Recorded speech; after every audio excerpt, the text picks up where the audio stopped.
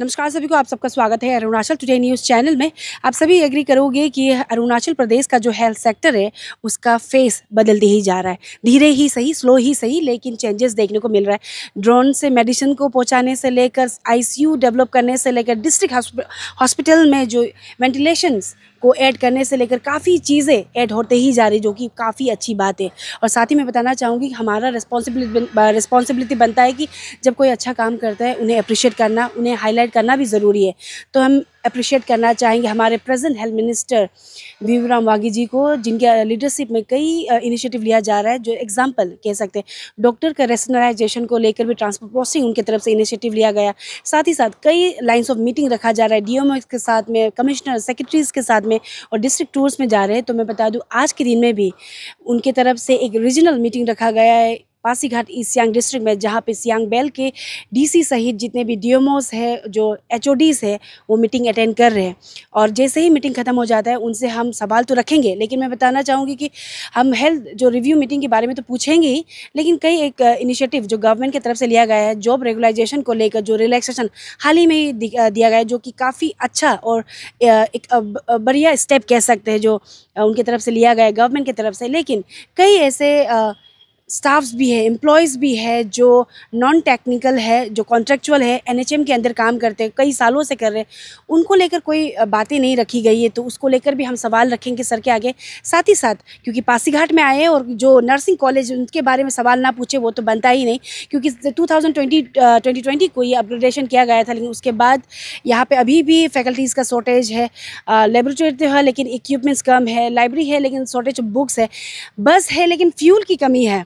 तो ओवरऑल जो अपडेट है रिव्यू मीटिंग्स का लेकर, साथ ही साथ एनएचएम का नॉन टेक्निकल एम्प्लॉयज़ का रेगुलाइजेशन को लेकर, साथ ही साथ कॉलेज एंड एनएनएम, कई और सवाल हैं। सीधे उनसे मिलेंगे आफ्टर मीटिंग और उनसे ही जानेंगे कि उनका नेक्स्ट स्टेप क्या रहेगा और उनके लिए क्या इनिशिएटिव लिया जाएगा। तो हमारे साथ बने रहिए, देखिए हमारा पूरा report. It's very nice to see कि आपके लीडरशिप एंड मोहित जय सर, आप लोग रीजनल रिव्यू मीटिंग रख रहे हैं हेल्थ सेक्टर को लेकर। सर, हम जानना चाहेंगे आज के दिन में पासीघाट में जो रखा गया है रीजनल रिव्यू मीटिंग, उसमें कौन कौन से टॉपिक में चर्चा हुआ और कुछ इनिशिएटिव लिया जाएगा स्पेशली ये रीजन में सर? ये कंटिन्यूस प्रोसेस चल रहा है। अभी हम लोगों ने 4 जगह में 4 जोनल में बांटा था, अपना कामेंग और ईस्ट सुबनसिरी, और देन उसके बाद में यहाँ पासीघाट, और अभी कल हम नामसाई जाएंगे। तो ऐसे करके हर एक जगह में हम लोग सभी डीसी और अपना डीएमओ है, देन उसके बाद पीएचई को आप देख रहे हैं। अभी हमारा डिपार्टमेंट का जितना भी काम होगा पीएचई का तरफ से होगा, बल्कि उनको भी लेकर के जो इंफ्रास्ट्रक्चर का कमियां है उसका बारे में भी उनको जानकारी देने के लिए हम लोगों ने लिया है। तो हर एक डिपार्टमेंट को लेकर के यहाँ हम लोगों ने मीटिंग कर रहा है। सबसे इसका मीटिंग, रीजनल मीटिंग का कारण तो ये है कि हम जो प्रॉब्लम है अपना मेडिकल डिपार्टमेंट में, जो हेल्थ सेक्टर में है, वो हम वहाँ बैठे बैठे कभी कभी खबर लेते हैं तो कभी कभी रॉन्ग फीडबैक आ जाता है। तो इसलिए हम लोग चाहते हैं कि ग्राउंड में ही आकर के हम लोग सही रिपोर्ट ले, ताकि डेमो अपना जो प्रॉब्लम है यहाँ में, क्या सुविधा है, क्या तकलीफ़ है, उसका बारे में हमें पूरा जानकारी दे। इसी तरह से यही एक हम लोग का कोशिश है कि हम लोग अगर कुछ भी सेक्टर में अगर काम करना है तो पहले उसका कमियां क्या हम जानना ज़रूरी है।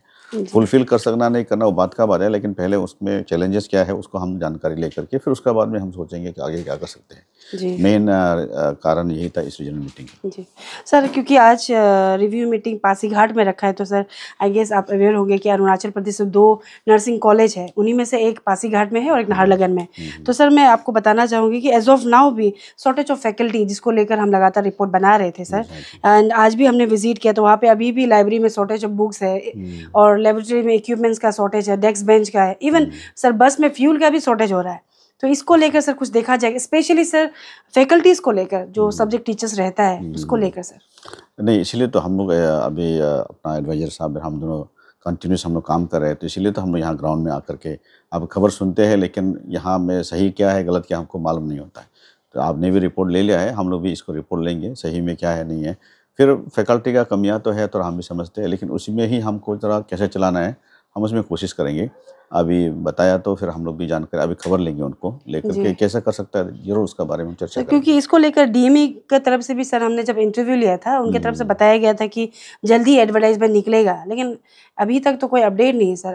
आई होप कि आप अभी आपने बताया आप इनिशिएटिव लेंगे सर। नहीं, जरूर करेंगे हम लोग। फेस वाइज बहुत सारा कमियां हैं, मतलब कुछ वैसे मैन पावर का कमियां है ही हम लोगों के पास में। जी एजुकेशन डिपार्टमेंट हो, आप पुलिस डिपार्टमेंट में हो, या अपना हेल्थ सेक्टर में है, तो यहाँ में आप डॉक्टर का कमियां है, अभी जैसे बोला फैकल्टी मेंबर का कमियां है, देन पुलिस डिपार्टमेंट में जवान का कमियां है, एजुकेशन टीचर का कमियां है। तो उसका होते हुए सरकार जिस तरह से चला रहा है उसको तो आप और हम लोग भी थोड़ा सहायता करना चाहिए।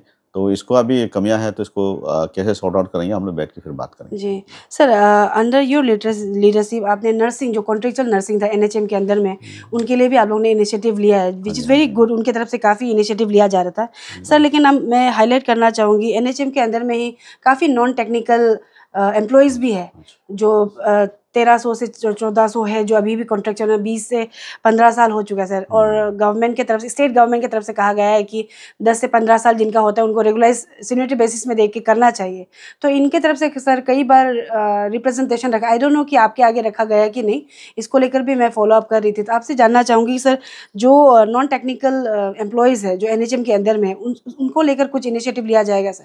नहीं, वो तो हम ले रहे हैं। एक्चुअली जी बोला जाए तो जितना कॉन्ट्रेक्चुअल जो हम लोग जो लेते हैं, कॉन्ट्रेक्चुअल जो जॉब दे देते हैं, वहाँ में क्लियरली लिखा जाता है कि आप रेगुलराइजेशन नहीं बोलेगा।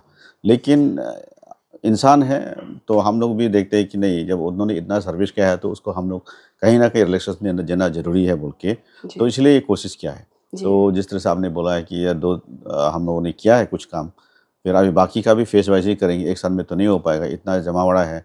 अब लैब टेक्नीशियन का हो गया और बहुत सारा है, अपना नर्स का भी है, फैकल्टी में बहुत सारा लोग का है, जी ड्राइवर लोगों का भी है, बहुत सारा है, तो करने के लिए बहुत है। लेकिन अभी जैसा आप देखा होगा हम दोनों का अभी सिर्फ 5-6 महीना ही हुआ है, तो एक साथ तो होगा नहीं।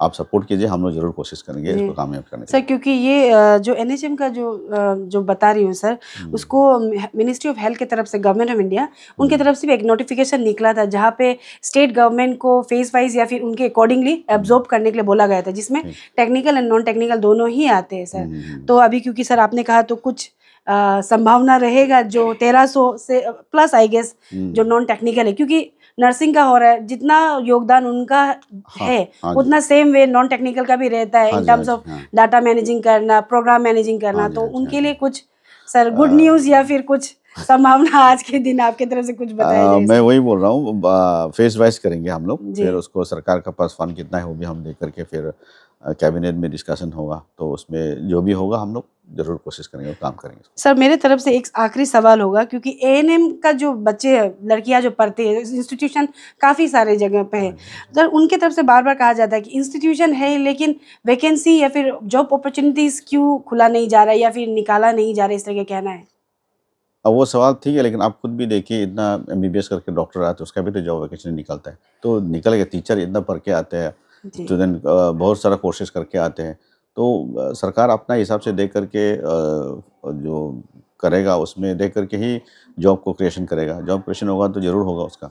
तो पढ़ाई कर लिया मीन्स नौकरी मिलना ही बोल के कोई माने वो तो नहीं है, लेकिन पढ़ाई करके भी वो थोड़ा आशा रखना चाहिए, ज़रूर होगा उसका भी काम। Thank you. Okay sir, honourable 38 पासियत सर, क्या बोलते हैं आपका ये पे कॉन्स्टिट्यूंसी पे आज नेशनल जो रिव्यू मीटिंग चल रहा है, हम लोग भी देख रहे हैं, बहुत अच्छा मीटिंग है, तो आपका लीडरशिप ये हो रहा है, कैसा लगा? सबसे पहले तो मैं सर को धन्यवाद देना चाहता है जो जनरल मीटिंग को यहाँ में रखा है। और ये दो वीक्स में कुछ हुआ है सर। फर्स्ट पासीघाट में विजिट किया था, जैन हॉस्पिटल जो बाकिन पर्टिन हॉस्पिटल उधर गया था, जो 4 साल से आईसीयू फंक्शनल नहीं था और सर उसको फंक्शनल कर दिया, इसलिए मैं सर को धन्यवाद देना चाहता हूँ। सर, आखिर में एज अ मिनिस्टर मोहित चाय सर से भी हम जानना चाहेंगे, क्योंकि यू बिंग आप तो सर एडवाइज़र है लेकिन साथ ही साथ डॉक्टर भी, हाँ, आप हाँ। आपकी तरफ से भी हम चाहेंगे सर, आप दोनों की तरफ से हेल्थ को लेकर सर कितना आप लोग रिजिड है और कितना एग्रेसिवली आप लोग काम करेंगे अरुणाचल प्रदेश में, क्योंकि लास्ट टाइम का जब टेन्योर था उसमें भी कई बार एश्योरेंस दिया गया था लेकिन रिजल्ट जिस हिसाब से बोला गया उस हिसाब से देखने को नहीं मिला। बट इन योर टर्म, आप दोनों के टर्म में यहाँ के पब्लिक, स्पेशली अरुणाचल के पब्लिक क्या एक्सपेक्ट करेंगे और आप लोग कितना रिजिड है इसको लेकर सर? तो रिजिड बोल के या उस एग्रेसिव बोल के नहीं है, कोशिश कर रहे हैं हम लोग। आप देखा होगा, हम लोगों ने डिजिटलाइजेशन में भी काम करना शुरू किया है। चाहते हैं कि हेल्थ सेक्टर में रिफॉर्म हो, एक अच्छा रिफॉर्मेशन हो और पब्लिक तक हम पहुंच सके और उनका जो जितना सकेगा सुविधा हम दे सकें। हम लोगों का टारगेट है कि जब से हम लोगों दोनों ने संभाला है, हम लोग का यही मिशन रहा है कि पीएचई और सब सेंटर और पब्लिक जो पीएचई लेवल तक का जो गांव तक है, जो गांव का सुख सुविधा को पहले हम देखेंगे। तो वहाँ अगर हम लोग बीमारियों को, वहीं कुछ छोटा मोटा बीमारी को वहाँ अगर हम लोग संभाल लेते हैं तो मेरा ख्याल से हमको डिस्ट्रिक्ट हॉस्पिटल तक आने का ज़रूरत नहीं पड़ेगा। यहाँ में जिसको मेजर बीमारियाँ हैं, जिसको वहाँ नहीं ठीक कर सकता, वही लोग आएंगे। लेकिन अभी हमारे वहाँ में क्या है कि सब सेंटर हो या पीएचई हो, वहाँ में क्या है कि डॉक्टर का रहने का जगह नहीं होने का वजह से, घर नहीं होने का वजह से, या डॉक्टर का कमियाँ होने का वजह से, तो वहाँ में हेल्थ डिपार्टमेंट का आदमी कमियाँ का वजह से वो थोड़ा अपना, जैसे कि पासीघाट हो गया, हेडक्वार्टर में आना मतलब उसका ज़रूरी बन जाता है। तो इसीलिए हम लोग का टारगेट है कि सबसे पहले हम जो गाँव का जो पीएचई है और सब सेंटर लेवल को पहले हम ठीक करें। उसके बाद फिर हम ऑटोमेटिकली डिस्ट्रिक्ट हॉस्पिटल और जनरल हॉस्पिटल बन चुका है, तो पीएचई और उसको टारगेट करने से हम लोग सोचते हैं कि हम उसमें अच्छा परफॉर्म कर सकने से हेल्थ सेक्टर को थोड़ा सा हम अच्छा से संभाल सकेगा। तो यही है, अभी अपना सीएम साहब भी इतना अच्छा कोऑपरेट कर रहे हैं, तो पेमा खांडू जी का नेतृत्व में मेरा ख्याल से हम लोग हेल्थ सेक्टर को तो ज़रूर हम दोनों का नेतृत्व में तो रिफॉर्मेशन तो हम लाने के लिए कोशिश करेंगे। आप लोगों का सबका सपोर्ट चाहिए और पब्लिक का भी सपोर्ट चाहिए, सभी लोग से सपोर्ट चाहिए। जल्दीबाजी नहीं हो पाएगा, लेकिन ज़रूर कुछ ना कुछ आप चेंजेस देखने को मिलेंगे। Thank you. मोहित सर आपकी तरफ से पीस ऑफ मैसेज कुछ? नहीं, अभी जैसे हमारे ऑनरेबल मिनिस्टर साहब ने बोला है, अभी जस्ट 5 महीना ही हुआ है, सर को भी रिस्पॉन्सिबिलिटी मिला वाला, इनफैक्ट हम दोनों को रिस्पॉन्सिबिलिटी मिला वाला, एंड बहुत सारा रिफॉर्मेशन में हेल्थ सेक्टर में काम किया जा रहा है। अभी रिजल्ट आपको पूरा दिखाई नहीं देगा, लेकिन in the next few months और maybe in 1 year time बहुत सारा रिफॉर्मेशन आपको देखने को मिलेगा। इसमें स्ट्रक्चरल रिफॉर्मेशन भी है और इसमें कुछ डिजिटल रिफॉर्मेशंस भी होंगे। तो ये आने वाला है, और 5 सालों में जो सर ने जैसे बोला कि हमारा ऑनरेबल चीफ मिनिस्टर ने जो दायित्व हमें दिया है, सर को और मुझे दिया है, हेल्थ डिपार्टमेंट का जो पदभार दिया है, हम लोग भी उस रिस्पॉन्सिबिलिटी को निभाने के लिए पूरा कोशिश करेंगे। हमारा पूरा फोकस रहेगा कि हमारा जो पेशेंट है, हमारा जो हेल्थ केयर डिलीवरी सिस्टम है, हेल्थ डिपार्टमेंट का जो ओरिएंटेशन है, वो पेशेंट रिलेटेड होना है। पेशेंट को हर सुख सुविधा मिलना है हमारे ही राज्य में। और हमारे ऑनरेबल मिनिस्टर भी बार बार जब भी हेल्थ डिपार्टमेंट के साथ में इंटरेक्शन करता है, वो हमेशा बोलता है कि पेशेंट को अच्छा से मिलो, पेशेंट को अच्छा से बात करो, उनको हंस के वेलकम करो, ताकि उनको भी अपनापन फील हो। तो ये चेंजेस है, छोटा छोटा चेंजेस है, लेकिन बहुत सारा चेंजेस, छोटा से लेके बड़ा, आपको मुझे लगता है कि आने वाले कुछ सालों में अंडर द लीडरशिप ऑफ हमारे ऑनरेबल मिनिस्टर बी आर मांगे जी आपको देखने को मिलेगा। Thank you so much sir.